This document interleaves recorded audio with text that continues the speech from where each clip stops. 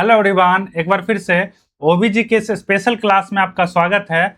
तो बच्चों, आज के जो क्लास में हम डील करने वाले हैं वो आपके एग्जाम पॉइंट ऑफ व्यू से बहुत ज़्यादा जरूरी है। और आज का जो हमारा टॉपिक है वो है फिजियोलॉजिकल चेंजेस ड्यूरिंग प्रेगनेंसी, यानी कि प्रेगनेंसी के दौरान क्या क्या फिजियोलॉजिकल चेंजेस देखने को मिलता है। दो तरह का चेंजेस होता है बच्चों, एक फिजियोलॉजिकल जो कि नॉर्मल चेंजेस होता है, और एक पैथोलॉजिकल चेंजेस अगर हो रहा है बच्चों तो वो एबनॉर्मल चेंजेस है। इस चीज को आपको ध्यान में रखना है। तो आज हम पढ़ेंगे बच्चों फिजियोलॉजिकल चेंजेस, यानी कि ये सारा जो चेंजेस है ये नॉर्मल चेंजेस है, सभी प्रेग्नेंट वुमन के अंदर आपको देखने को मिल सकता है। और बच्चों इसके अंदर देखेंगे कि पूरा जो प्रेगनेंसी पीरियड है, उस पूरा प्रेगनेंसी पीरियड 9 मंथ के पीरियड में बच्चों क्या क्या चेंजेस देखने को मिलता है। यानी कि कार्डियोवास्कुलर सिस्टम के अंदर हम चेंजेस देखेंगे, रेस्पिरेटरी सिस्टम के अंदर देखेंगे, जो फीमेल है उसका वेट गेन होने लग जाता है, ब्लड प्रेशर कम हो जाता है, डायबिटीज बढ़ जाता है। ठीक है, तो किस तरह से होता है ये सारा चेंजेस, किस तरह से होता है, इसका क्या जो है सो सोल्यूशन है बच्चों, किस तरह से आप इसको प्रिवेंट कर सकते हैं, किस तरह से मैनेज कर सकते हैं, आज के वीडियो में हम पूरा डिटेल में बताने वाले हैं। ठीक है, ये जो फिजियोलॉजिकल चेंजेस है अपने आप में बहुत बड़ा टॉपिक है बच्चों, इसलिए इसको दो पार्ट में लेंगे। आज ये पार्ट फर्स्ट है, कल हम पार्ट सेकेंड लेंगे बच्चों। तो आप दोनों पार्ट देखिएगा, तभी आपका पूरा फिजियोलॉजिकल चेंजेस ऑफ प्रेगनेंसी जो है पूरा कंप्लीट होगा। ठीक है, तो चलिए बच्चों, सबसे पहले जो हमारा सिस्टम है कार्डियोवास्कुलर सिस्टम, उसके अंदर चेंजेस देखते हैं कि उसके अंदर क्या क्या चेंजेस देखने को मिलता है। तो पहला आप लोग हेडिंग लगाइए कार्डियोवास्कुलर चेंजेस। सबसे पहले आप लोग मेन हेडिंग लगा लीजिए physiological changes during pregnancy. Physiological changes during pregnancy.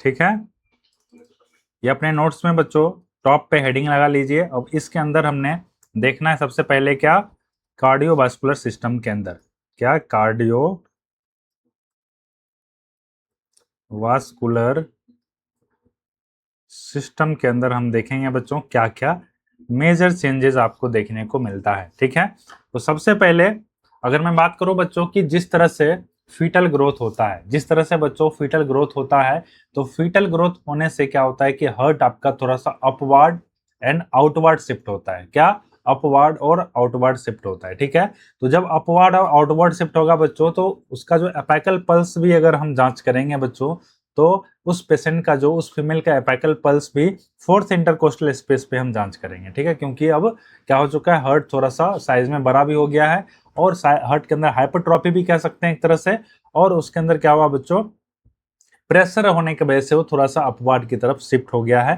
थोड़ा सा आउटवर्ड की तरफ शिफ्ट हो गया। तो ये क्या है, नॉर्मल है। ठीक है बच्चों, तो आप कह सकते हैं बच्चों कि जिससे क्या होता है कि अगर बच्चों के अंदर क्या जाता है, मदर से ही प्लासेंटा के through oxygen, nutrients, blood supply, हर एक चीज आता है। ठीक है, तो उस ब्लड सप्लाई को पूरा करने के लिए फीमेल के अंदर क्या होता है बच्चों की, कार्डियक आउटपुट भी बढ़ जाता है, स्ट्रोक वॉल्यूम बढ़ जाता है। ठीक है, हार्ट बीट बढ़ जाता है। अब हार्ट बीट तो पता है आपको कितना होता है, नॉर्मली 72 होता है। ठीक है, फिर 80 तक भी होता है, तो 10 से 15 जो है बीट इंक्रीज हो जाता है, नॉर्मली देखा गया है। और बच्चों अगर हम स्ट्रोक वॉल्यूम की बात करें, तो एक बीट में, एक बीट यानी कि एक कॉन्ट्रेक्शन में जितना हार्ट से ब्लड निकलता है बाहर, एक कॉन्ट्रेक्शन में जितना अमाउंट में हार्ट से ब्लड बाहर निकलता है, उसको क्या बोलते हैं बच्चे, स्ट्रोक वॉल्यूम बोला जाता है। ठीक है, और एक मिनट में जितना ब्लड हार्ट से बाहर निकलता है उसको कार्डियक आउटपुट बोलते हैं। ये आप एनाटॉमी फिजियोलॉजी में जब हम कार्डियोवास्कुलर सिस्टम आपको पढ़ा रहे थे, उसमें हमने बहुत अच्छे से आपको एक्सप्लेन किया हुआ है। अगर आप कार्डियोवास्कुलर सिस्टम नहीं पढ़े हैं तो अभी जाके आप लोग कार्डियोवास्कुलर सिस्टम पढ़ लीजिएगा। ठीक है, जिससे बेटर अंडरस्टैंडिंग हो सके। तो सबसे पहले हमने क्या बोला आपको कि कार्डियोवास्कुलर सिस्टम के अंदर हार्ट का हाइपरट्रॉफी हो जाता है। क्या होता है, हाइपरट्रॉफी, यानी कि साइज बढ़ जाता है, हाइपरट्रॉफी ऑफ हार्ट हो जाता है। ठीक है, और जो हार्ट है वो शिफ्ट हो जाता है। क्या, shifting of heart upward and outward, upward and outward क्या होता है, हार्ट शिफ्ट हो जाता है। ठीक है, और कितना शिफ्ट होता है बच्चों, तो 25 सेंटीमीटर जो है मिड क्लेविकुलर लाइन से दूर हो जाता है, 25 centimetre away, away from mid clavicular line. ठीक है, जो मिड क्लेविकुलर लाइन है बच्चों उससे 25 सेंटीमीटर दूर हो जाता है हार्ट। ठीक है, समझ में आया। अगर हम बच्चों बात करें कि जो एपाइकल पल्स है, एपाइकल पल्स है कहाँ पे चेक करना होता है, तो अब हार्ट क्या हो गया है, अपवर्ड एंड आउटवर्ड शिफ्ट हो गया है, 25 centimetre away from mid clavicular line shift हो चुका है। तो अब उस प्रेग्नेंट फीमेल के अंदर जो एपाइकल पल्स चेक करेंगे वो फोर्थ इंटरकोस्टल स्पेस पे चेक करेंगे ड्यूरिंग प्रेगनेंसी। सिर्फ और सिर्फ ड्यूरिंग प्रेगनेंसी हम फोर्थ इंटरकोस्टल स्पेस पे एपाइकल पल्स चेक करेंगे। तो आप लिख लीजिए यहाँ पे जो रिकॉर्डिंग होगा, रिकॉर्डिंग ऑफ एपाइकल पल्स, जो एपाइकल पल्स है बच्चों उसका रिकॉर्डिंग कहाँ से होगा, तो वो होगा फोर्थ इंटरकोस्टल स्पेस। कहाँ से होगा, तो फोर्थ इंटरकोस्टल स्पेस पे होगा। ठीक है, कब होगा बच्चों, तो ड्यूरिंग प्रेगनेंसी ही चेक करेंगे, ड्यूरिंग प्रेगनेंसी हम चेक करेंगे। ठीक है बच्चों, इतना समझ में आया। ठीक है, अगर हम कार्डियक आउटपुट की बात करें बच्चों, तो अगर हम कार्डियक आउटपुट की बात करें तो कार्डियक आउटपुट क्या होता है बच्चों, तो जो स्ट्रोक वॉल्यूम आपका है, जो आपका स्ट्रोक वॉल्यूम है, ठीक है, उसको अगर हार्ट रेट से, अगर मल्टीप्लाई कर दें तो हमारा क्या निकल के आएगा, कार्डियक आउटपुट निकल के आएगा। यानी कि स्ट्रोक वॉल्यूम एक बीट में जितना ब्लड बाहर आया और एक मिनट में जितना बाहर आया, यानी कि एक मिनट के अंदर जो हार्ट रेट होगा हमारा वो होगा कार्डियक आउटपुट। क्या होगा बच्चों, कार्डियक आउटपुट। अब प्रेगनेंसी के अंदर बात करते हैं बच्चों, अगर हम बच्चों प्रेगनेंसी के अंदर बात करेंगे, लेकिन इन प्रेगनेंसी सारा कुछ बढ़ जाता है, सारा कुछ क्या होता है बच्चों, बढ़ जाता है। तो प्रेगनेंसी के अंदर जो आपका स्ट्रोक वॉल्यूम है, जो बच्चों स्ट्रोक वॉल्यूम है वो इंक्रीज हो जाता है। और कितना इंक्रीज होता है बच्चों, तो 10 से 15 ml वो इंक्रीज हो जाता है। स्ट्रोक वॉल्यूम मतलब एक बीट में, एक कॉन्ट्रैक्शन में जितना ब्लड निकलेगा, नॉर्मली बच्चों 70 ml निकलता है, अब इसमें बच्चों 10 से 15 ml आप ऐड कर सकते हैं, तो उतना ml ब्लड ज्यादा निकलेगा, यानी कि स्ट्रोक वॉल्यूम आपका इंक्रीज देखने को मिलेगा। ठीक है, और उसके साथ साथ जो हार्ट रेट है, जो बच्चों हार्ट रेट है प्रेगनेंसी के टाइम पे वो भी इंक्रीज मिलता है। कितना, 10 से 20 बीट जो है पर मिनट ज्यादा नॉर्मल से देखने को मिलता है। ठीक है, जब बच्चों स्ट्रोक वॉल्यूम बढ़ गया, हार्ट रेट बढ़ गया, तो कार्डियक आउटपुट भी बढ़ जाएगा। क्या हो जाएगा बच्चों, कार्डियक आउटपुट भी बढ़ जाएगा। तो इससे क्या हो जाएगा बच्चों, इंक्रीज कार्डियक आउटपुट, जो कार्डियक आउटपुट है वो भी बढ़ जाएगा। ठीक है, और बच्चों कार्डियक आउटपुट का बढ़ना कब से स्टार्ट होगा, फटाफट आप लोग आंसर कीजिए, तो वो होगा 5th वीक से स्टार्ट हो जाएगा, स्टार्ट्स फ्रॉम 5th वीक, यहाँ से भी क्वेश्चन आता है। ठीक है, तो 5th वीक पे क्या हो जाएगा, स्टार्ट हो जाएगा। और कार्डियक आउटपुट बच्चों ऐसा नहीं है कि एक बार बढ़ेगा तो बस उतना ही रहेगा, कांस्टेंट रहेगा, ऐसा नहीं है। कार्डियक आउटपुट एक बार अगर बढ़ गया बच्चों तो वो बढ़ता ही जाएगा, बढ़ता ही जाएगा, बढ़ता ही जाएगा। जिस तरह से हमने एस्ट्रोजन प्रोजेस्टेरोन के बारे में देखा था, जब कार्डियक आउटपुट बढ़ेगा बच्चों तो एक टाइम पे आके वो स्थिर होगा। तो हम कह सकते हैं बच्चों कि कार्डियक आउटपुट जो बढ़ रहा है उसका पीक लेवल कब होगा, पीक लेवल से क्या होगा, फिर घटना स्टार्ट होगा। ठीक है, तो इसका अगर हम पीक लेवल की बात करें तो पीक लेवल 30 से 34 वीक्स पे होता है। ठीक है, अगर हम बात करें बच्चों, अगर हम बात करें कि peak level of cardiac output, अगर कार्डियक आउटपुट का पीक लेवल की अगर हम बात करें बच्चों तो वो होगा 30 से 34 जो वीक है, 30 to 34 वीक्स में जाके इसका क्या होगा, पीक लेवल होगा। मतलब सबसे ज्यादा बढ़ा हुआ आपको 30 से 34 वीक्स पे मिलेगा, उसके बाद कम हो जाएगा। ठीक है, अगर हम अमाउंट की बात करें बच्चों कि कितना अमाउंट में कार्डियक आउटपुट निकलेगा, तो अगर हम कार्डियक आउटपुट का अमाउंट के बारे में बात करें, जो कार्डियक आउटपुट है वो लगभग बच्चों 6.25 लीटर निकलेगा। कितना, लगभग 6.25 लीटर। कितना, 6.25 लीटर। ये क्या हो जाएगा बच्चों, ये है कार्डियक आउटपुट। ठीक है, आंसर में आपको यही देना है। ओबीजी में ज्यादा गणित नहीं लगाना है बच्चों, ठीक है, नहीं तो गणित लगाइएगा तो आंसर ज्यादा हो जाएगा। ठीक है, तो इसलिए आंसर आपको 6.25 लीटर ही देना है। इतना समझ में आया बच्चों कि प्रेगनेंसी के टाइम पे स्टॉक वॉल्यूम बढ़ जाता है, उसके बाद हार्ट रेट भी बढ़ जाता है। जब दोनों बढ़ेगा तो कार्डियक आउटपुट जो है ऑब्वियसली बढ़ जाएगा, और कार्डियक आउटपुट जब बढ़ने लगता है तो बढ़ते बढ़ते जो पीक लेवल उसका होता है 30 to 34 वीक्स तक जाके पीक लेवल होता है बच्चों। और कितना अमाउंट में निकलता है तो 6.25 लीटर जो है पर मिनट क्या होता है कार्डियक आउटपुट होता है। ठीक है, इतना समझ में आ गया बच्चों? कोई तरह का दिक्कत है तो आप हमसे पूछ सकते हैं, ठीक है, कमेंट सेक्शन में फटाक से पूछ सकते हैं बच्चों। तो ये सारा क्या है, कार्डियोवास्कुलर सिस्टम है। अब इसके अंदर एक और चेंजेस होता है जिसको बोलते हैं हेमेटोलॉजिकल सिस्टम। क्या? हेमेटोलॉजिकल सिस्टम के अंदर चेंजेस, हेमेटोलॉजिकल सिस्टम के अंदर अगर चेंजेस होगा, ठीक है। अब हेमेटोलॉजिकल सिस्टम के अंदर यानी कि जो ब्लड का जो कंपोनेंट्स है उसके अंदर क्या क्या चेंजेस देखने को हमें मिलता है। तो सबसे पहले अगर हम बात करें बच्चों तो ब्लड के जो कंपोनेंट्स हैं, सबसे पहला कंपोनेंट्स है प्लाज्मा। तो ये प्लाज्मा जो वॉल्यूम है, प्लाज्मा जो वॉल्यूम है बच्चों वो आपको बढ़ा हुआ मिलेगा, वो इंक्रीज मिलेगा। उसके साथ साथ जो ब्लड का वॉल्यूम है,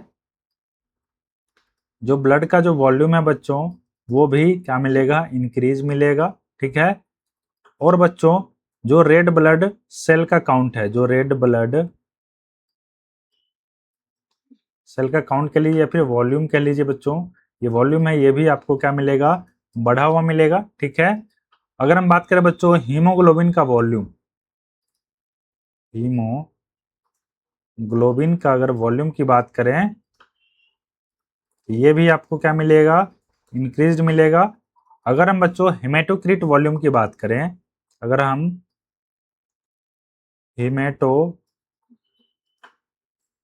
वॉल्यूम की बात करें बच्चों, तो क्योंकि प्लाज्मा वॉल्यूम बढ़ रहा है तो हेमेटोक्रिट वॉल्यूम क्या होगा, डिक्रीज मिलेगा। बाकी सब इंक्रीज मिलेगा बच्चों, और हेमेटोक्रिट वॉल्यूम क्या मिलेगा, डिक्रीज मिलेगा। वैसे तो फिजियोलॉजिकल चेंजेस में जहां जब हम अभी जो पढ़ रहे हैं बच्चों, इसमें हर एक चीज बढ़ेगा ही, हर एक चीज बढ़ता ही है। जो घटता है बच्चों, ऐसा नहीं है कि सब चीज बढ़ता ही है, कुछ चीज ऐसा है जो घटता भी है। जो घटता है उसको सेपरेट हम अलग से पढ़ेंगे, ठीक है बच्चों। तो अभी आपको ध्यान में रखना है कि हिमेटोलॉजिकल सिस्टम के अंदर प्लाज्मा वॉल्यूम बढ़ता है, ब्लड वॉल्यूम बढ़ जाता है, रेड ब्लड सेल वॉल्यूम बढ़ता है बच्चों, हीमोग्लोबिन वॉल्यूम बढ़ जाता है, और हेमेटोक्रिट वॉल्यूम क्या होता हो जाता है बच्चों, घट जाता है। क्या हो जाता है, डिक्रीज हो जाता है, ठीक है। अगर हम बात करें बच्चों प्लाज्मा वॉल्यूम, तो पूरे ब्लड के जो सबसे ज्यादा जो बढ़ता है वो प्लाज्मा वॉल्यूम ही बढ़ता है। और अगर परसेंटेज में बात करें कितना बढ़ता है बच्चों, तो 40 से 50% जो है बच्चों आपका प्लाज्मा वॉल्यूम बढ़ जाता है। अगर ब्लड वॉल्यूम की बात करें बच्चों तो ये 30 से 40% बढ़ता है। अगर हम रेड ब्लड सेल वॉल्यूम की बात करें बच्चों तो ये 20 से 30% बढ़ता है। अगर हम हीमोग्लोबिन की बात करें बच्चों तो 18 से 20% ये बढ़ता है। और बच्चों अगर हम हिमेटोक्रिट वॉल्यूम की बात करें कि कितना घटता है, तो ये -6%, यानी कि 6% ये घट जाता है। तो ये कुछ परसेंटेज है बच्चों की कितना जो प्रेगनेंसी के दौरान जो आपका हिमेटोलॉजिकल जो सिस्टम है उसके अंदर क्या क्या चेंजेस देखने को मिलता है, ठीक है। तो अगर हम बात करें बच्चों की एक प्रेग्नेंट फीमेल के अंदर 400 ml क्या है, अगर बच्चों 400 ml क्या है उसके अंदर ब्लड वॉल्यूम है, ठीक है। तो यहाँ पे आप लोग लिख लीजिए, सबसे पहले कंटेंट का देखते हैं, कंटेंट्स, ठीक है। सबसे पहले हम नॉन प्रेग्नेंट में देखेंगे, एक मोटा मोटी जो डिफरेंसेज है वो देख लेते हैं, नॉन प्रेगनेंसी और एक प्रेगनेंसी, और बच्चों कितना इंक्रीज हुआ है, कितना इंक्रीज हुआ है उसको देखते हैं, ठीक है। इस टेबल के माध्यम से हम देखने की कोशिश करेंगे बच्चों कितना कितना क्या क्या चीज घट बढ़ रहा है, ठीक है।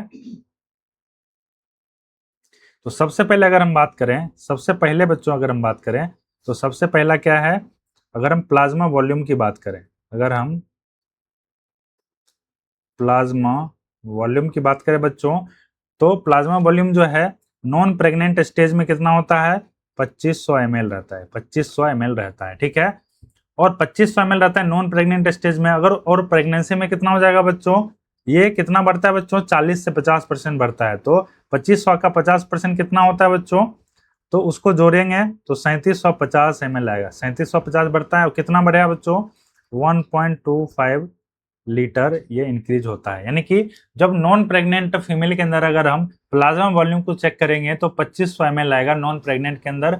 अगर वही हम चेक करेंगे प्रेगनेंसी के बाद तो वो 3750 ml, यानी कि प्लाज्मा वॉल्यूम 40 से 50% क्या हो जाता है, बढ़ जाता है, यानी कि 1.25 लीटर बढ़ जाएगा। क्या बढ़ जाएगा बच्चों, 1.25 लीटर बढ़ जाएगा। ठीक है, इतना समझ में आ गया। अब अगर बात करें बच्चों दूसरे दूसरे कंटेंट्स की बात करें कि ब्लड वॉल्यूम कितना बढ़ता है, ब्लड वॉल्यूम कितना बढ़ता है, तो ब्लड वॉल्यूम आपको पता है 30 से 40% बढ़ता है बच्चों। तो नॉर्मल ब्लड वॉल्यूम अगर हम 4 लीटर रखें, 4 लीटर जनरली हम 4 लीटर में ही अभी सारा डिवाइड कर रहे हैं बच्चों, तो अगर 4 लीटर नॉर्मल फीमेल के अंदर, नॉर्मल प्रेग्नेंट स्टेज में अगर 4 लीटर उसके अंदर ब्लड है, 4000 ml अगर ब्लड है, तो प्रेगनेंसी के टाइम पे बच्चों 30 से 40% बढ़ जाएगा। तो अगर कैलकुलेट कीजिएगा बच्चों तो ये हो गया 5500 ml। कितना, 5500 ml। लगभग लगभग 1.5 लीटर जो है, लगभग लगभग 1.5 लीटर क्या हो जाएगा, इंक्रीज होगा प्रेगनेंसी के दौरान। प्रेगनेंसी के दौरान कितना इंक्रीज होगा, 1.5 लीटर। ठीक है। तीसरा तीसरा जो हमारा कंटेंट है ब्लड सेल वॉल्यूम है। क्या है, ब्लड सेल वॉल्यूम, या फिर इसको रेड ब्लड सेल वॉल्यूम भी बोल सकते हैं। ठीक है, ये जो रेड ब्लड सेल वॉल्यूम है ये कितना बढ़ता है बच्चों, ये 20 से 30% बढ़ता है। और इसका अगर नॉर्मल रीडिंग की बात करें बच्चों तो ये 1400 ml होता है, किसमें, नॉन प्रेग्नेंट में। और 1400 ml का 20 से 30% अगर करते हैं तो ये हो गया 1750 ml। कितना, 1750 ml ये बढ़ेगा। और लगभग लगभग कितना इंक्रीज होगा, तो 350 ml ये इंक्रीज होता है। ठीक है। अगर हम नेक्स्ट बात करें बच्चों, अगर हम नेक्स्ट बात करें अगर हम नेक्स्ट बात करें कि हीमोग्लोबिन कितना बढ़ता है, हीमोग्लोबिन हीमोग्लोबिन कितना बढ़ता है बच्चों, 18 से 20% बढ़ता है, यानी कि नॉर्मल होता है 775 ग्राम। तो ये बढ़ के इसमें आप कितना बढ़ा दीजिए, 18 से 20% बढ़ाएंगे तो ये 560 ग्राम हो जाएगा। और लगभग कितना बढ़ा बच्चों, तो 85 ग्राम ये बढ़ेगा। कितना, 85 ग्राम ये बढ़ेगा। ठीक है। अगला जो कंपोनेंट है बच्चों, अगला जो हमारा कंपोनेंट है वो है हेमेटोक्रिट। क्या है, हेमेटोक्रिट। हेमेटोक्रिट क्या होता है बच्चों, घटता है। कितना, -6%। क्या होता है, -6% होता है। ये कितना होता है, 38% होता है। तो ये -6% होगा तो 32% हो जाएगा। और कितना घटा बच्चों, तो ये घट गया, डिक्रीज हो गया -6%। क्या हो गया, -6%। ये क्या हो गया बच्चों, डिक्रीज हो गया। तो ये जो है अपने डाटा देखा बच्चों, ये है हेमेटोलॉजिकल जो सिस्टम है उसके अंदर क्या क्या चेंजेस होता है, किस तरह से जो है बच्चों इंक्रीज होता है हमारा ब्लड वॉल्यूम। ठीक है। आई होप आपको पता चल गया होगा। ठीक है, समझ में आ गया होगा। अब यहाँ बच्चों प्लाज्मा वॉल्यूम बढ़ रहा है। क्या हो रहा है, सबसे ज्यादा प्लाज्मा वॉल्यूम बढ़ रहा है बच्चों। तो सबसे ज्यादा अगर प्लाज्मा वॉल्यूम बढ़ेगा तो जाहिर सी बात है कि रेड ब्लड सेल काउंट, अगर ब्लड सेल कितना बढ़ रहा है, मात्र 350 ml बढ़ रहा है। और प्लाज्मा वॉल्यूम 350 ml का मतलब कितना है बच्चों, 20 से 30% बढ़ रहा है। और आपका प्लाज्मा वॉल्यूम 50% बढ़ रहा है। तो प्लाज्मा वॉल्यूम ज्यादा होने की वजह से ब्लड सेल कम हो जाएगा, और कम होने की वजह से जो ब्लड है वो पतला हो जाएगा। क्या हो जाएगा, पतला हो जाएगा। इस ब्लड के पतला होने को क्या बोलते हैं बच्चों, हीमोडाइल्यूशन बोला जाता है। तो हम कह सकते हैं बच्चों, हम कह सकते हैं कि प्रेगनेंसी क्या होती है, ये जो हीमोडाइल्यूशन होता है, क्या होता है, pregnancy is a state of haemodilution, is a state of हीमोडाइल्यूशन।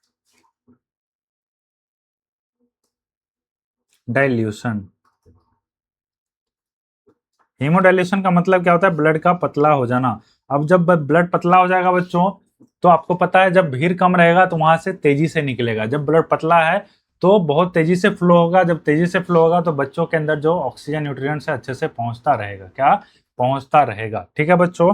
तो हीमोडाइल्यूशन की वजह से क्या होगा बच्चों, हीमोडाइल्यूशन की वजह से क्या होगा कि जो ब्लड है इजिली ट्रांसफर हो जाएगा। क्या होगा, easily transfer blood to placenta. ठीक है, प्लासेंटा में ब्लड इजिली ट्रांसफर हो जाएगा। और जिससे क्या होगा easily transfer of oxygen to foetus, जिससे कि ऑक्सीजन जो है इजिली फीटस तक ट्रांसफर होता रहेगा। ठीक है, किसके वजह से, हीमोडाइल्यूशन के वजह से। ठीक है बच्चों। तो अगर हम बात करें कि हीमोडाइल्यूशन बनने का रीजन क्या है, अगर हम बात करें बच्चों, ये जो हीमोडाइल्यूशन हो रहा है, ये जो बच्चों हीमो ये जो हीमोडाइल्यूशन हो रहा है बच्चों, इसका मेन कारण क्या है, इसका मेन कारण क्या है? तो इसका मेन कारण क्या है कि प्लाज्मा वॉल्यूम ब्लड सेल के कंपैरिजन में ज्यादा बढ़ना, प्लाज्मा वॉल्यूम का ब्लड सेल के कंपैरिजन में ज्यादा बढ़ना। अगर प्लाज्मा वॉल्यूम ज्यादा बढ़ गया, ब्लड सेल कम हो गया, तो जिस वजह से ब्लड पतला हो जाएगा। तो यहां लिख लीजिए कि मोर इंक्रीज प्लाज्मा वॉल्यूम, किसके कंपेयर में? Compare to blood cell. ठीक है, ब्लड सेल जो इंक्रीज होता है उसके कंपेरिजन में जो प्लाज्मा वॉल्यूम है वो ज्यादा होता है, इसलिए क्या बोलते हैं बच्चों? इसलिए इसको बच्चों हीमोडाइल्यूशन बोलते हैं, जिससे कि हीमोडाइल्यूशन हो जाता है। ठीक है, जैसे ही प्लाज्मा वॉल्यूम का संख्या ज्यादा होगा, उसका वॉल्यूम ज्यादा बढ़ेगा और ब्लड सेल कम पा जाएगा, तो हीमोडाइल्यूशन हो जाएगा, ब्लड पतला हो जाएगा। अब मान के चलिए बच्चों कि अब क्या है कि ब्लड के अंदर क्या हो रहा है, ब्लड पतला हो रहा है, और आपको पता है कि हीमोग्लोबिन 18 से 20% सिर्फ और सिर्फ बढ़ रहा था। अब ये हीमोग्लोबिन तो बढ़ रहा है लेकिन बहुत कम अमाउंट में बढ़ रहा है। अब ब्लड पतला हो चुका है और ब्लड के अंदर प्लाज्मा वॉल्यूम बहुत ज्यादा हो चुका है, तो क्या होगा, ब्लड के अंदर ऑटोमेटिक आपको हीमोग्लोबिन घटता हुआ नजर आएगा। हीमोग्लोबिन क्या हो जाएगा, कम पड़ जाएगा, हीमोग्लोबिन डिक्रीज हो जाएगा। ठीक है, अब डिक्रीज को क्यों होगा बच्चों? क्योंकि प्लाज्मा वॉल्यूम बढ़ चुका है, ब्लड सेल्स कम हो गया है। अब ब्लड सेल्स के अंदर ही क्या होता है बच्चों, हीमोग्लोबिन प्रेजेंट होता है आरबीसी के अंदर। ठीक है, जब आरबीसी ही कम पाया जाएगा बच्चों ब्लड के अंदर, तो जाहिर सी बात है क्या हो जाएगा, हीमोग्लोबिन की कमी हो जाएगी। तो इसलिए इसको बोल सकते हैं कि pregnancy is a state of physiological anaemia. क्या बोल सकते हैं इसको, क्या बोल सकते हैं बच्चों? Pregnancy is a state of physiological anaemia, physiological anaemia. तो अनीमिया का जो मेन कारण है बच्चों, मुख्य कारण बच्चों, प्लाज्मा जो वॉल्यूम है उसका बढ़ना भी होता है, उसका बढ़ना भी होता है। ठीक है, जिसके वजह से क्या है, प्लाज्मा वॉल्यूम का, ये किसके वजह से हो रहा है, ये किसके वजह से हो रहा है वो भी लिख लीजिए बच्चों। ये हो रहा है excess increase plasma volume compare to increase haemoglobin volume.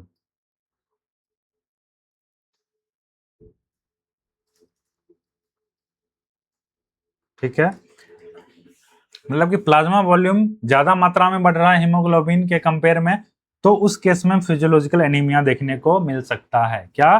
Physiological anaemia देखने को मिलेगा। ठीक है, इस चीज को आपको ध्यान में रखना है, यहां से क्वेश्चन पूछा भी गया है बहुत बार। ठीक है, एक टर्म है बच्चों ईएसआर, एक टर्म है ईएसआर, जिसका फुल फॉर्म होता है इरेथ्रोसाइट सेडिमेंटेशन रेट। क्या होता है? इरेथ्रोसाइट्स सेडिमेंटेशन रेट, सेडिमेंटेशन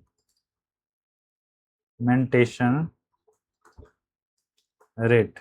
ठीक है, इरेथ्रोसाइट सेडिमेंटेशन रेट। अब ये क्या होता है बच्चों, मान के चलिए इसका मतलब होता है कि 1 मिनट में कितना आरबीसी जो है नीचे सतह पे सेडिमेंट होता है, यानी कि जमा होता है। मान के चलिए ये क्या है, एक तरह से ये अगर टेस्ट ट्यूब है, ये क्या है, टेस्ट ट्यूब है। अब ये सर कैसे टेस्ट किया जाता है बच्चों, इसके अंदर क्या है, इसके अंदर ब्लड रहता है। ठीक है, इसके अंदर ब्लड रहता है और इसके अंदर हम किया जाता है बच्चों, इसके अंदर चेक किया जाता है कि कितने 1 मिनट के अंदर जो सेल्स है आरबीसी, वो 1 मिनट के अंदर कितना मात्रा में नीचे सेडिमेंट होते हैं, कितना मात्रा में नीचे जमते हैं, कितना मोटा लेयर बनाते हैं। ठीक है, मतलब कि 1 मिनट का टाइमिंग दिया जाएगा। ठीक है, और 1 मिनट के टाइमिंग में ये जो है बच्चों आरबीसी, ये जो आरबीसी कितना समय लेगा बच्चों, अगर 1 मिनट के अंदर कितना जो है ये सेडिमेंट होता है, कितना नीचे की सतह पे पूरा जमा होता है, इसी को इरेथ्रोसाइट सेडिमेंटेशन रेट बोला जाता है। यानी कि जो जो लेयर जो बनेगा, ये जो लेयर बनेगा, ये जो नॉर्मली अगर बात करें, नॉर्मल अगर लेयर की बात करें तो 10 mm का होता है। कितना? 10 mm पर आवर होता है। यानी कि 1 घंटे तक अगर हम इस ब्लड को छोड़ देंगे तो 10 mm तक क्या होता है बच्चों, 10 mm का जो लेयर है वो 10 mm मोटा लेयर बना देगा, ठीक है। तो इसको नॉर्मल बोलेंगे। अगर 1 घंटे के अंदर 10 mm बन रहा है तो उसका मतलब है कि क्या है, नॉर्मल ESR लेवल है, ठीक है। तो यही चीज अगर हम बात करें इधर, अगर हम ESR के नॉर्मल लेवल की बात करें तो नॉर्मल लेवल हम आपको बता दिए हैं। तो नॉर्मल जो ESR का लेवल होता है वो होता है 10 mm प्रति आवर, 10 mm प्रति आवर। अगर हम प्रेगनेंसी के अंदर बात करें, अगर बच्चों इन प्रेगनेंसी बात करें तो ये जो लेवल है कितना हो जाता है, बढ़ के 40 mm पर आवर, यानी कि 40 mm पर आवर किसके अंदर हो जाएगा, प्रेगनेंसी के अंदर ESR कितना हो जाएगा, 40 mm पर आवर ESR हो जाएगा। इससे डायरेक्ट क्वेश्चन बनता है, ठीक है। आई होप आपको ESR समझ में आ गया होगा, ठीक है बच्चों। अगला हम बात करते हैं, अगला जो कंपोनेंट है वो है ब्लड प्रेशर। क्या है, ब्लड प्रेशर। और बहुत सारे बच्चों को पता होगा ब्लड प्रेशर बढ़ जाता है, लेकिन ऐसा नहीं होता बच्चों। ब्लड प्रेशर प्रेगनेंसी के दौरान घटता है। ब्लड प्रेशर क्या होता है बच्चों, घटता है। अब क्यों घटता है बच्चों, क्योंकि अब क्या है कि प्रोजेस्टेरोन क्या करता है बच्चों, जो ब्लड वेसल्स है, प्रोजेस्टेरोन क्या करता है, ब्लड वेसल्स को रिलैक्स करने का काम करता है। जब ब्लड वेसल आपका रिलैक्स रहेगा उस पर प्रेशर कम पड़ेगा, उस पर जैसे प्रेशर कम पड़ेगा। प्रेशर क्या होता है बच्चों, प्रेशर का मतलब एक तरह से रेसिस्टेंट की तरह काम करता है। अगर रेसिस्टेंट का मतलब आगे रुकावट अगर होगा तभी प्रेशर बढ़ेगा, अगर रुकावट नहीं है, आगे का रास्ता खाली है, तो प्रेशर बिल्कुल नहीं बनेगा, प्रेशर नॉर्मल रहेगा या फिर प्रेशर कम भी हो सकता है। अगर रेसिस्टेंस ज्यादा हो गया तो प्रेशर भी कम हो जाएगा। इसका मतलब है कि प्रेशर बच्चों रेसिस्टेंस पे डिपेंड करता है। प्रेशर किस पे डिपेंड करता है बच्चों, रेसिस्टेंट पे डिपेंड करता है। अगर बच्चों रेसिस्टेंट बढ़ेगा तो प्रेशर भी बढ़ेगा, अगर रेसिस्टेंट घटेगा तो प्रेशर भी घटेगा। इसलिए इसको बोल सकते हैं कि प्रेशर जो होता है डायरेक्टली प्रोपोर्शनल टू रेसिस्टेंस होता है। क्या, रेसिस्टेंस, यानी कि रेसिस्टेंस जैसे जैसे बढ़ेगा प्रेशर भी बढ़ेगा, रेसिस्टेंस घटेगा प्रेशर भी घटेगा, यानी कि प्रेशर क्या होता है, डायरेक्टली प्रोपोर्शनल टू रेसिस्टेंस होता है, ठीक है। अगर हम प्रेगनेंसी के अंदर बात करें, अगर हम बच्चों प्रेगनेंसी के अंदर बात करें, ठीक है, अगर इन प्रेगनेंसी देखें तो प्रेगनेंसी के दौरान क्या होता है, तो प्रेगनेंसी के दौरान क्या होगा बच्चों कि जो प्रोजेस्टेरोन है वो क्या करता है, ब्लड वेसल्स के प्रेशर को, जो ब्लड वेसल्स है उसको रिलैक्स करके रखता है, उसको रिलैक्स करके रखता है।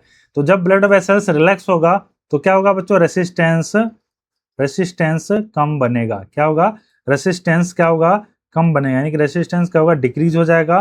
तो आपका ब्लड प्रेशर भी क्या हो जाएगा बच्चों, डिक्रीज ब्लड प्रेशर, ठीक है। यानी कि ब्लड प्रेशर भी क्या हो जाएगा, डिक्रीज हो जाएगा। क्या हो जाएगा, डिक्रीज हो जाएगा।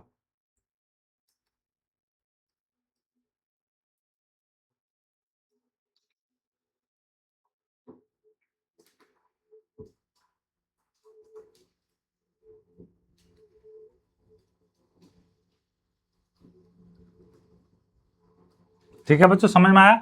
तो रेसिस्टेंस जो है किसके वजह से कम हो रहा है बच्चों, किसके वजह से कम हो रहा है, तो ये बच्चों प्रोजेस्टेरोन क्या कर रहा है, प्रोजेस्टेरोन क्या कर रहा है, जो ब्लड वेसल्स है, जो ब्लड वेसल्स है उसको क्या कर रहा है बच्चों, रिलैक्स कर रहा है। क्या कर रहा है, रिलैक्स कर रहा है, जिस वजह से क्या होता है, रेसिस्टेंस कम हो जाता है, डिक्रीज हो जाता है। जब रेसिस्टेंस डिक्रीज हो जाएगा, आपको हमने पढ़ाया कि रेसिस्टेंस के ऊपर ही ब्लड प्रेशर डिपेंड करता है। जब रेजिस्टेंस ही कम हो रहा है तो बीपी भी साइमल्टेनियसली क्या हो जाएगा बच्चों, कम होना स्टार्ट हो जाएगा। ठीक है बच्चों, समझ में आ रहा है, ठीक है।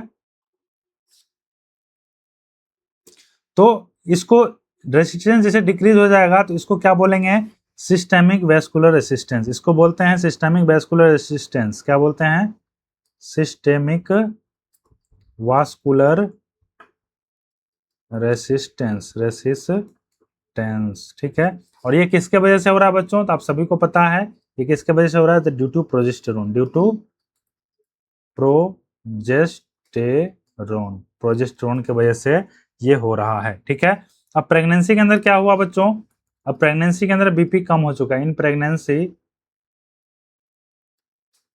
प्रेगनेंसी क्या हुआ कि लो ब्लड प्रेशर हुआ, लो ब्लड प्रेशर होता है, लो ब्लड प्रेशर होता है। अब लो ब्लड प्रेशर है बच्चों, पहले से ही उस फीमेल के अंदर ब्लड प्रेशर की कमी है। जब ब्लड प्रेशर की कमी है बच्चों तो उसको आपको एडवाइस करना है कि जब वो सोई है, जब वो लेटी हुई है उसको डायरेक्ट नहीं उठना है। पहले क्या करना है, उसको बेड पे बैठना है, बैठने के बाद थोड़ी देर बाद उठना है। अगर वो डायरेक्ट उठती है सो करके तो उसको चक्कर आ सकता है, उसको क्योंकि ब्लड प्रेशर कम है उसको चक्कर आ सकता है, आंख के सामने अंधेरा छा सकता है। ठीक है बच्चों, यानी कि उस कंडीशन को क्या बोलते हैं बच्चों, अंधेरा छाने वाले कंडीशन को सिंकोप बोला जाता है। अचानक वो गिर भी सकती है। ठीक है, तो इसलिए क्या करना है प्रेगनेंसी में, क्या करना है बच्चों, अगर लो ब्लड प्रेशर है तो एडवाइस क्या करना है, जो पेशेंट है उसको एडवाइस करना है कि change position frequently, change position frequently, यानी कि लंबे समय तक एक ही पोजीशन में नहीं सोना है, फ्रीक्वेंटली पोजीशन को चेंज करना है और धीरे धीरे करना है, ग्रेजुअली करना है। ग्रेजुअली मतलब धीरे धीरे करना है, मतलब पोजीशन को चेंज धीरे धीरे करना है और हमेशा चेंज करते रहना है, जिससे कि प्रिवेंट हो सके। क्या प्रिवेंट हो सके बच्चों, क्यों पोजीशन को चेंज करवा रहे हैं, to prevent from syncope, to prevent from syncope. Syncope क्या होता है बच्चों, अचानक से चक्कर आ जाना या फिर गिर जाना, आंख के सामने अंधेरा छा जाने को क्या बोलते हैं, सिंकोप बोला जाता है। ठीक है, अब पोजीशन कैसे देना है बच्चों, तो सबसे पहले पेशेंट को बोलना है, अगर सुपाइन लेटा हुआ है, अगर पेशेंट सुपाइन लेटा हुआ है तो सुपाइन लेटने उठना है बच्चों, तो उसको सुपाइन पोजीशन से पहले सिटिंग पोजीशन में आना है। क्या, सिटिंग पोजीशन में आना है, यानी कि उस पेशेंट को सबसे पहले बैठना है, बैठना के बाद उसको स्टैंडिंग पोजीशन में जाना है। ठीक है, उसके बैठने के बाद क्या करना है बच्चों, उसको खड़ा होना है, यानी कि अगर सुपाइन पोजीशन में लेटा हुआ है तो उसको उठने से पहले, खड़ा होने से पहले पहले बैठना है थोड़ी देर, उसके बाद उसको खड़ा होना है, जिससे कि सिंकोप ना हो, जिससे कि बच्चों सिंकोप ना हो, सिंकोप से प्रिवेंट किया जा सके। अब क्या है बच्चों, पेशेंट को एक चीज आपको याद रखना है, जब एएनसी के लिए आती है पेशेंट आपके पास, जब फीमेल आती है तो एएनसी के टाइम पे आपको क्या बोलना है कि पेशेंट को, जो फीमेल है, जो प्रेग्नेंट लेडी है, उसको राइट लेटरल पोजीशन में नहीं सोना है। जो राइट लेटरल पोजीशन में नहीं सोना है, क्यों नहीं सोना है बच्चों, क्योंकि आपको पता है अगर पेशेंट मान के चलिए ये बेड है, ये पेशेंट है बच्चों, अगर वो राइट लेटरल पोजीशन में सोती है तो राइट साइड में क्या होता है, इनफीरियर वेना केवा, सुपीरियर वेना केवा होता है, तो वो वेना केवा क्या होगा, कंप्रेस होगा। जब वेना केवा कंप्रेस होगा बच्चों, तो कंप्रेस होने से हार्ट तक वेनस रिटर्न नहीं पहुंचेगा। ठीक है, वीनस रिटर्न अगर हार्ट तक अच्छे से नहीं पहुंचेगा बच्चों, उस केस में कार्डियक आउटपुट कम हो जाएगा, और कार्डियक आउटपुट जब कम हो जाएगा बच्चों तो आपका ब्लड प्रेशर कम हो जाएगा, और जब ब्लड प्रेशर कम हो जाएगा बच्चों तो उस कंडीशन को बोलेंगे सुपाइन हाइपोटेंसिव सिंड्रोम। क्या बोलेंगे, सुपाइन हाइपोटेंसिव सिंड्रोम। इसलिए पेशेंट को आप जब आप काउंसलिंग करते हैं उसको बताना है कि जो आपका राइट लेटरल पोजीशन है, ठीक है, उसमें नहीं सोना है, राइट लेटरल पोजीशन में नहीं सोना है। कैसे सोना है, लेफ्ट लेटरल पोजीशन में आपको सोना है, और फ्रीक्वेंटली और ग्रेजुअली आपको पोजीशन को चेंज करते रहना है। वो भी चीज आपको मैं लिखा देता हूं बच्चों, कि आपको बोलना है, आपको देना है क्या, not give supine and right lateral position to pregnant woman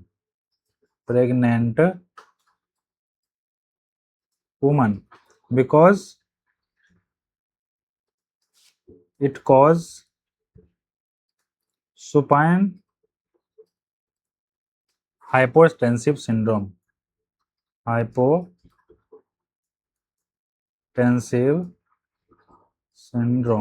ठीक है बच्चों, इसको अगर ये पोजीशन दे दिए तो इसको सुपाइन हाइपोटेंसिव सिंड्रोम हो सकता है। ठीक है, इसलिए इस पेशेंट को कैसा पोजीशन देना है, कैसा पोजीशन देना है बच्चों, लेफ्ट लेटरल पोजीशन देना है। अब बच्चों मान के चलिए कि अगर किसी पेशेंट को हमने सुपाइन पोजीशन दिया, किसी को अगर हमने सुपाइन पोजीशन दिया या फिर राइट लेटरल पोजीशन में सुला दिया, लेटरल पोजीशन में अगर पेशेंट, वो जो फीमेल है वो सोती है, तो जिसके वजह से क्या होगा बच्चों, जिसके वजह से हमने बताया आपको, जिसके वजह से कंप्रेशन होगा किसका, इनफीरियर वेना केवा का, क्या होगा, कंप्रेशन, कंप्रेस हो जाएगा, दब जाएगा, compression of inferior vena cava due to gravid uterus, gravid uterus की वजह से इन्फीरियर केवा के अंदर क्या होगा, कंप्रेशन होगा, जब कंप्रेशन होगा बच्चों तो वीनस रिटर्न हार्ट तक कम पहुंचेगा, तो decrease venous return to heart, heart तक वीनस रिटर्न कम पहुंचेगा। जब वीनस रिटर्न कम पहुंचेगा बच्चों तो उस कंडीशन में क्या होगा, तो कार्डियक आउटपुट कम हो जाएगा, डिक्रीज कार्डियक आउटपुट। जब कार्डियक आउटपुट डिक्रीज हो जाएगा बच्चों तो क्या होगा बच्चों, ब्लड प्रेशर भी कम हो जाएगा, क्या हो जाएगा, डिक्रीज ब्लड प्रेशर। जब ब्लड प्रेशर कम हो जाएगा बच्चों तो उस केस को सुपाइन हाइपोटेंसिव सिंड्रोम बोला जाता है। क्या बोला जाएगा बच्चों उस केस को, सुपाइन हाइपोटेंसिव सिंड्रोम। ठीक है बच्चों, समझ में आ गया। तो इस तरह से सुपाइन हाइपोटेंसिव सिंड्रोम होता है। अगर इसको प्रिवेंट करना है, अगर हमको प्रिवेंट करना है, यानी कि अगर to prevent supine hypotensive syndrome, अगर सुपाइन हाइपोटेंसिव सिंड्रोम को अगर प्रिवेंट करना है तो पेशेंट को क्या एडवाइस करना है बच्चों, पेशेंट को क्या एडवाइस करना है, उसको एडवाइस करना है, advice to take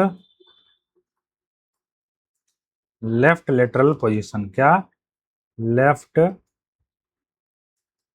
lateral position क्या करना है, उसको लेना है, लेफ्ट लेटरल पोजीशन में सोना है, जिससे क्या होगा बच्चों, सुपाइन हाइपोटेंसिव सिंड्रोम नहीं होगा, उससे प्रिवेंट किया जा सकता है। लेफ्ट लेटरल में सोएगी तो उसका जो वेना केवा है बच्चों वो कंप्रेस नहीं होगा, जब कंप्रेस नहीं होगा तो जो वीनस रिटर्न है अच्छे से पहुंचेगा हार्ट तक, कार्डियक आउटपुट भी मेंटेन रहेगा और हाइपरटेंशन जो हाइपोटेंशन है वो नहीं होगा। ठीक है, अब एक बच्चों प्रेगनेंसी के टाइम पे बहुत ही इंपॉर्टेंट टर्म है, वो है प्रोटीन्स। क्या है, प्रोटीन्स। और कौन सा प्रोटीन्स बच्चों, ये है प्लाज्मा प्रोटीन्स। प्लाज्मा प्रोटीन्स बच्चों, प्रोटीन्स क्या होता है, बच्चों के मसल को बिल्ड करने के लिए बहुत ज्यादा इसेंशियल होता है बच्चों, न्यूट्रिएंट्स होता है। तो प्लाज्मा प्रोटीन क्या होता है, तीन तरह का प्लाज्मा प्रोटीन होता है, एक तो एल्बुमिन, ग्लोबुलिन और फिब्रिनोजेन। अभी हम दो प्लाज्मा प्रोटीन को डील करने वाले हैं, एल्बुमिन और ग्लोबुलिन के बारे में, कि दोनों के अंदर क्या क्या चेंजेस आता है। ठीक है, अगर हम टोटल प्रोटीन की बात करें बच्चों प्रेगनेंसी के दौरान, अगर हम बच्चों टोटल प्रोटीन देखें, अगर हम टोटल प्रोटीन देखें, सबसे पहले अगर हम नॉन प्रेग्नेंट में देखें बच्चों, और इधर अगर प्रेगनेंसी में देखें, तो जो नॉन प्रेगनेंसी होता है बच्चों, तो इसके अंदर जो टोटल प्रोटीन है वो 180 ग्राम होता है। क्या, 180 ग्राम होता है, और प्रेगनेंसी के टाइम पे ये बढ़ के 230 ग्राम हो जाता है। कितना, 230 ग्राम हो जाता है। ठीक है, अब बच्चों क्या होता है कि इसके अंदर ये तो हो गया बच्चों नॉर्मल प्रोटीन। लेकिन अगर ब्लड के अंदर बात करें तो ब्लड के अंदर जो कंसंट्रेशन होता है प्रोटीन का वो डिक्रीज होना स्टार्ट हो जाता है। क्या होता है, decrease concentration of plasma protein. Plasma protein का जो कंसंट्रेशन है वो डिक्रीज होना स्टार्ट हो जाता है बच्चों। अगर हम नॉर्मल बात करें, अगर बच्चों सबसे पहले हम नॉर्मल बात करते हैं, तो नॉर्मल जो एल्बुमिन है, इधर एल्बुमिन लिखता हूं मैं, इधर ग्लोब्यूलिन लिखता हूं। ठीक है, अगर हम बच्चों इसका नॉर्मल एल्बुमिन की बात करें, अगर हम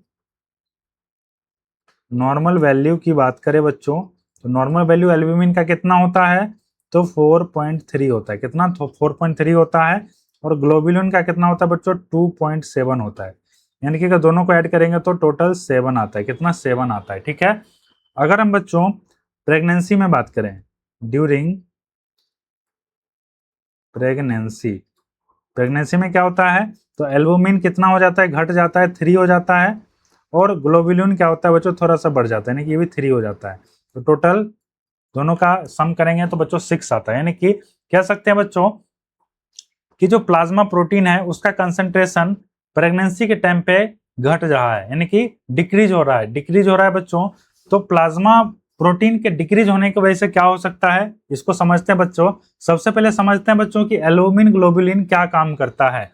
ये जो एल्बुमिन और ग्लोबुलिन है बच्चों, एल्बुमिन ग्लोबुलिन दोनों जो प्रेशर है, दोनों कौन सा प्रेशर मेंटेन करता है बच्चों, ऑस्मोटिक प्रेशर को मेंटेन करता है। क्या करता है, ऑस्मोटिक प्रेशर को मेंटेन करता है कौन, एल्बुमिन और ग्लोबुलिन दोनों मिलके। ठीक है, अगर हम बात करें सिर्फ और सिर्फ एल्बुमिन की बात करें अगर बच्चों, तो सिर्फ और सिर्फ जो एल्बुमिन है इसके द्वारा ऑनकोटिक प्रेशर को मेंटेन किया जाता है। क्या, ऑनकोटिक प्रेशर को मेंटेन किया जाता है। अगर आपके ब्लड के अंदर एल्बुमिन का मात्रा कम हो गया तो एल्बुमिन का मेन काम होता है ब्लड वॉल्यूम को अच्छे से मेंटेन करके रखना। क्या, ब्लड वॉल्यूम के अंदर ब्लड वॉल्यूम जब उसको मेंटेन करके रखना। तो अगर बच्चों एल्बुमिन का कमी हो गया, और एल्बुमिन का मेन काम था कि जो ब्लड वेसल्स के अंदर जो फ्लूइड है उसको मेंटेन करके रख रहा था, तो एल्बुमिन की कमी की वजह से वहां पे ऑनकोटिक प्रेशर कम हो जाएगा। जैसे ही ऑनकोटिक प्रेशर कम होगा बच्चों, वहां से फ्लूइड बाहर ब्लड वेसल्स के बाहर लीक होना स्टार्ट हो जाएगा। किसके वजह से, एल्बुमिन की कमी की वजह से। एल्बुमिन की कमी की वजह से ऑनकोटिक प्रेशर कम हुआ, ऑनकोटिक प्रेशर कम होने की वजह से जो फ्लूइड है वो मेंटेन नहीं रहेगा, वो ब्लड वेसल से बाहर एस्केप आउट होना स्टार्ट हो जाएगा, लीक होना स्टार्ट हो जाएगा, जिस कंडीशन को एडिमा बोला जाता है। क्या, फिजियोलॉजिकल एडिमा बोला जाता है। जो फीमेल है उनके हाथ पैर में, उनके शरीर में सूजन आना स्टार्ट हो जाएगा। ठीक है, एडिमा देखने को मिलेगा। तो इसलिए कह सकते हैं बच्चों कि एल्बुमिन की कमी से क्या होता है, ऑनकोटिक प्रेशर कम होता है। तो इधर हम लिख सकते हैं बच्चों, इधर हम क्या लिख सकते हैं कि जो एल्बुमिन का डिक्रीज हुआ, अगर डिक्रीज एल्बुमिन की बात करें, अगर एल्बुमिन की कमी होगा तो एल्बुमिन की कमी की वजह से क्या होता है बच्चों, तो ऑनकोटिक प्रेशर कम हो जाता है, क्योंकि एल्बुमिन क्या मेंटेन करता है, ऑनकोटिक प्रेशर को मेंटेन करके रखता है। तो डिक्रीज ऑनकोटिक प्रेशर, एल्बुमिन की कमी की वजह से ऑनकोटिक प्रेशर कम होगा। जब ऑनकोटिक प्रेशर कम होगा बच्चों, तो आपको पता है फ्लूइड लीक करना स्टार्ट करेगा। क्या, fluid escape out from vessels. Fluid क्या होगा, वेसल्स से बाहर लीक करना स्टार्ट कर देगा। जब फ्लूइड लीक करेगा बच्चों, तो इसी टर्म को क्या बोलते हैं, फिजियोलॉजिकल एडिमा। इस टर्म को क्या बोला जाता है बच्चों, फिजियोलॉजिकल एडिमा। क्या बोलते हैं, एडिमा इसको बोला जाता है। ठीक है, समझ में आया। तो फिजियोलॉजिकल एडिमा का कारण क्या है बच्चों, एल्बुमिन की कमी। अगर ब्लड के अंदर एल्बुमिन की कमी है, जिससे कि फिजियोलॉजिकल एडिमा का कारण होता है। अब आप लोग फंडामेंटल में पढ़ेंगे बच्चों ऑस्मोटिक प्रेशर। क्या, ऑस्मोटिक प्रेशर, मैं थोड़ा सा बता देता हूं बच्चों। ऑस्मोटिक प्रेशर, ये जो ऑस्मोटिक प्रेशर है बच्चों, ये दो टाइप का होता है। कितना टाइप का, दो टाइप का होता है। पहला जो होता है कोलोइडल प्रेशर होता है। क्या, ये कोलोइडल प्रेशर होता है। और दूसरा जो होता है बच्चों, वो होता है क्रिस्टलॉइड प्रेशर। क्या, क्रिस्टलॉइड प्रेशर। ठीक है, ये जो कोलोइडल प्रेशर है बच्चों, कोलोइडल प्रेशर को मेंटेन कौन करता है बच्चों, तो ये प्लाज्मा प्रोटीन। क्या, प्लाज्मा प्रोटीन मेंटेन करने का काम करता है। ठीक है, मतलब कि प्लाज्मा प्रोटीन जो है प्रेशर जो लगाती है, प्लाज्मा प्रोटीन जो प्रेशर लगाती है उसको कोलोइडल प्रेशर बोला जाता है, जो ब्लड के अंदर फ्लूइड को मेंटेन करके रखता है। क्या, प्लाज्मा प्रोटीन जो प्रेशर लगाता है ब्लड के अंदर फ्लूइड को मेंटेन करने के लिए, उसको कोलोइडल प्रेशर बोला जाता है। और जो क्रिस्टलॉइड प्रेशर है बच्चों, ये बॉडी के अंदर जितने भी इलेक्ट्रोलाइट्स हैं उसको मेंटेन करने का काम करता है। कौन, क्रिस्टलॉइड प्रेशर। क्या, क्रिस्टलॉइड प्रेशर। ठीक है बच्चों, अगर हम ओनली एल्बुमिन की बात करें, अगर यहाँ पे हम अगर सिर्फ और सिर्फ ओनली एल्ब्यूमिन की बात करें बच्चों, तो ओनली एल्ब्यूमिन क्या करता है, किस कौन सा प्रेशर को मेंटेन करता है बच्चों, ये ऑनकोटिक प्रेशर को मेंटेन करता है। इसको ऑनकोटिक प्रेशर को मेंटेन करता है। और ये प्रेशर कितना होता है बच्चों, तो ये प्रेशर होता है 24 mm of Hg, 24 mm of Hg। यहाँ से क्वेश्चन डायरेक्ट आता है कि आपको बताना है कि एल्बुमिन और ग्लोबुलिन दोनों मिलकर कौन सा प्रेशर मेंटेन करता है, तो वो होगा ऑस्मोटिक प्रेशर। ठीक है, और सिर्फ ग्लोबुलिन की बात की जाए बच्चों की कौन सा प्रेशर मेंटेन करता है, तो वो है ऑनकोटिक प्रेशर। वो कितना, 24 mm ऑफ Hg। ठीक है बच्चों, इतना समझ में आया। कुछ प्रेशर जब हम पढ़ ही रहे हैं तो कुछ प्रेशर नॉर्मल प्रेशर देख लेते हैं, जहां से डायरेक्ट क्वेश्चन बनता है बच्चों। अगर नॉर्मल फीमोरल वेन प्रेशर की बात करें, अगर नॉर्मल फीमोरल वेन के अंदर अगर हम प्रेशर की बात करें तो कितना होता है, तो होता है बच्चों 8 to 10 सेंटीमीटर ऑफ H2O। ये होता है नॉर्मल फीमोरल वेन का प्रेशर। अगर हम बात करें बच्चों की सिटिंग पोजीशन में, इन सिटिंग, अगर सिटिंग पोजीशन में है, कोई फीमेल सिटिंग पोजीशन में है या फिर सुपाइन पोजीशन में, या फिर सुपाइन पोजीशन में है बच्चों, तो उसका कितना प्रेशर रहने वाला है, तो उसका 20 सेंटीमीटर H2O उसका प्रेशर होता है। अगर बच्चों स्टैंडिंग पोजीशन में है, अगर इन स्टैंडिंग पोजीशन, अगर वो फीमेल स्टैंडिंग पोजीशन में है बच्चों, उसका प्रेशर ज्यादा होगा, और कितना होगा बच्चों, 100 सेंटीमीटर H2O होगा। कितना, 100 सेंटीमीटर H2O होगा। ठीक है बच्चों, तो हमने क्या देखा, नॉर्मल फीमोरल वेन का प्रेशर 8 से 10 सेंटीमीटर H2O होता है। सिटिंग पोजीशन या फिर सुपाइन पोजीशन में 20 सेंटीमीटर H2O होता है, और स्टैंडिंग पोजीशन में 100 सेंटीमीटर H2O होता है, यानी कि बहुत ज्यादा स्टैंडिंग पोजीशन में बढ़ जाता है। अब कोई फीमेल अगर प्रोलॉन्ग टाइम से, बहुत देर से स्टैंडिंग पोजीशन में खड़ी है, अगर बच्चों स्टैंडिंग पोजीशन में बहुत टाइम से खड़ी है, तो उसका जो फीमोरल प्रेशर है वो इंक्रीज हो जाएगा। क्या हो जाएगा, उसका जो फीमोरल प्रेशर है वो बढ़ जाएगा। इंक्रीज फीमोरल प्रेशर, उसका फीमोरल प्रेशर बढ़ जाएगा। किसके वजह से, तो ड्यू टू स्टैंडिंग पोजीशन।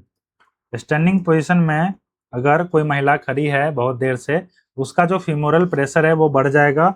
जब बच्चों फीमोरल प्रेशर बढ़ जाएगा, तो आप सभी को पता है कि हाइड्रोस्टेटिक प्रेशर बढ़ना स्टार्ट हो जाएगा। जो हाइड्रोस्टेटिक प्रेशर जो है वो उस फीमेल के अंदर इंक्रीज होना स्टार्ट हो जाएगा। और आप सभी बच्चों को पता है, ये जो हाइड्रोस्टेटिक प्रेशर है, इसका मेन काम होता है कि ब्लड वेसल्स के अंदर फ्लूइड को मेंटेन करके रखना। ब्लड वेसल्स के अंदर फ्लूइड को मेंटेन करके रखता है हाइड्रोस्टेटिक प्रेशर। अगर उसके अंदर एबनॉर्मलिटी आ जाएगी, यानी कि वो इंक्रीज हो जाएगा, तो फ्लूइड बाहर शिफ्ट होना स्टार्ट हो जाएगा, जिस कंडीशन को हम बोलेंगे फिजियोलॉजिकल एडिमा। क्या, फिजियोलॉजिकल एडिमा। ठीक है बच्चों, तो इस केस में क्या आपको देखने को मिलेगा बच्चों, इस केस में भी आपको एडिमा देखने को मिल सकता है। ठीक है, तो दो तरह से फिजियोलॉजिकल एडिमा देखने को मिलता है। अगर ओनकोटिक प्रेशर कम हो गया तो फिर भी फ्लूइड स्कैप आउट करेगा, लीक करेगा बाहर। अगर बच्चों हाइड्रोस्टेटिक प्रेशर बढ़ गया तो उस वजह से भी फ्लूइड बाहर लीक करना स्टार्ट हो जाता है। ठीक है बच्चों, यहाँ तक आप लोग को समझ में आ गया। अगर समझने में बच्चों कोई भी तरह का दिक्कत है, डाउट है, परेशानी है, तो आप लोग कमेंट सेक्शन में पूछ लीजिए। आगे है बच्चों एक बहुत important term, clotting factor. Clotting factor, ये क्लॉटिंग फैक्टर बच्चों हम एनाटॉमी फिजियोलॉजी में बहुत अच्छे से पढ़ा चुके हैं। ठीक है, वहां जाके आप लोग लेक्चर को जरूर देखिए। अगर हम क्लॉटिंग फैक्टर की बात करें, क्लॉटिंग फैक्टर को CF से लिख रहे हैं, क्लॉटिंग फैक्टर। तो क्लॉटिंग फैक्टर में कौन कौन सा क्लॉटिंग फैक्टर इंक्रीज होता है, कौन कौन सा डिक्रीज होता है, उसके बारे में देखते हैं बच्चों। तो सबसे पहले जो क्लॉटिंग फैक्टर नंबर 1 है, 7 है, 8 है, 9 है और 10 है, ये जो क्लॉटिंग फैक्टर है बच्चों, ये क्या मिलेगा आपको, इंक्रीज मिलेगा। ठीक है, अगर हम क्लॉटिंग फैक्टर की बात करेंगे, कौन सा क्लॉटिंग फैक्टर आपको डिक्रीज मिलेगा, तो क्लॉटिंग फैक्टर जो 11 है और 13 है, ये दोनों आपको डिक्रीज मिलेगा। ये दोनों डिक्रीज मिलेगा, यानी कि क्लॉटिंग फैक्टर 1, 7, 8, 9, 10 ये इंक्रीज मिलेगा, बढ़ा हुआ देखने को मिलेगा। और बच्चों क्लॉटिंग फैक्टर 11 और 13 है, 11 और 13, ये डिक्रीज मिलेगा आपको देखने को। ठीक है, अगर हम बच्चों बात करें, एक होता है पीक पॉइंट। क्या है, एक होता है पीक पॉइंट, यानी कि ब्लड प्रेशर अगर बहुत ज्यादा बढ़ता है, फिर एस्ट्रोजन प्रोजेस्टेरोन बहुत ज्यादा बढ़ रहा था और एक पीक लेवल पे जा रहा था, तो उस पीक लेवल को बोलते हैं सबसे हाईएस्ट लेवल। उसी का अपोजिट होता है बच्चों नादिर पॉइंट। क्या होता है, नादिर पॉइंट, यानी कि जो पीक लेवल है सबसे हाईएस्ट पॉइंट है, ये सबसे मिनिमम पॉइंट होता है। सबसे मिनिमम पॉइंट को नादिर पॉइंट बोला जाता है। अगर हम बात करें बच्चों कि ब्लड प्रेशर का नादिर पॉइंट कौन सा होगा, यानी कि ब्लड प्रेशर सबसे मिनिमम कब हो जाता है, सबसे मिनिमम कितने वीक्स पे देखने को मिलेगा, तो आपको बच्चों एट 22 से 24 वीक पे, एट 22 से 24 जो वीक्स पे आपको जो ब्लड प्रेशर मिलेगा देखने को, जो बीपी मिलेगा, इसका क्या होगा, ये नादिर पॉइंट होगा। क्या होगा ये बच्चों, ये एट नादिर पॉइंट। ये जो नादिर पॉइंट क्या होता है बच्चों, यहाँ पे इस नादिर पॉइंट में सबसे आपको क्या मिलेगा, बीपी सबसे मिनिमम देखने को मिलेगा। क्या, सबसे मिनिमम देखने को मिलेगा। यानी कि आपसे अगर पूछा जाए कि बीपी सबसे कम कब होता है, सबसे डिक्रीज अमाउंट में कब देखने को मिलता है, तो आपको बोलना है एट 22 से 24 वीक्स के आसपास जो है ब्लड प्रेशर सबसे कम देखने को मिलता है। ठीक है बच्चों, तो इसका नादिर पॉइंट ये रहा। तो आई होप आपको बच्चों ये पूरा फिजियोलॉजिकल चेंजेस ड्यूरिंग प्रेगनेंसी समझ में आ गया होगा। अब कल के क्लास में हम बच्चों डील करने वाले हैं weight gain during pregnancy. Pregnancy के दौरान जो वजन बढ़ता है, जो फीमेल का वजन बढ़ता है, वो किस तरह से बढ़ता है, कौन कौन सा जो क्राइटेरिया है उसके अंदर सम्मिलित होता है। ठीक है, तो कल की क्लास को भी बिल्कुल देखिएगा। आज की क्लास में बनने के लिए आप लोग सभी लोगों का बहुत बहुत धन्यवाद बच्चों। अगर क्लास समझ में आया तो वीडियो को लाइक कर दीजिए, प्यारा सा कमेंट कर दीजिए, और इस सेशन को सभी अपने नर्सिंग दोस्तों के साथ जरूर शेयर कीजिए। तो मिलता हूं मैं अगले सेशन में, तब तक पढ़ते रहिए, बढ़ते रहिए और एक नर्सिंग ऑफिसर बनकर दिखाइए। आपका बहुत बहुत धन्यवाद।